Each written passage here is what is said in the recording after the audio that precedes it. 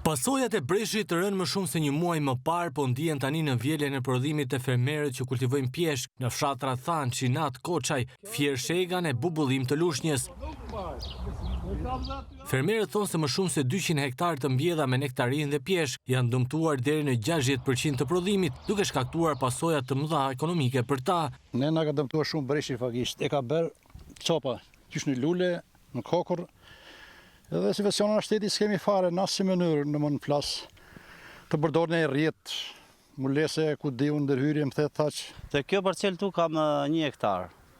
Preshi im ka dëmtuar, e kam hedh gjysmë tokë. Gjysmën mezi po e shesim është dëmtuar. Edhe nga dëmtimet dhe malli s'është i sakt. Tregtari po s'ka faj da marri se është i dobët, çmimi po është i lëvizshëm si mas mallit. Tani rendimenti është i ulët.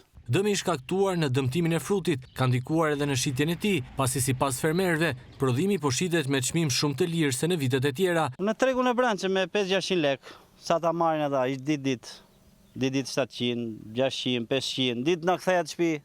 500, 600, 400 si mas mallit. Është si vjet shumë dobët. Po të shikosh kajsia është e gjithë goditur, me sa do shitet, kush ta marrë? Prodhimi nuk është i siguruar dhe fermerët shprehen jashtë kamerës se nuk mund ta sigurojnë nga fatkeqësitë natyrore, pasi asnjë kompani sigurimesh nuk e merr përsipër këtë risk.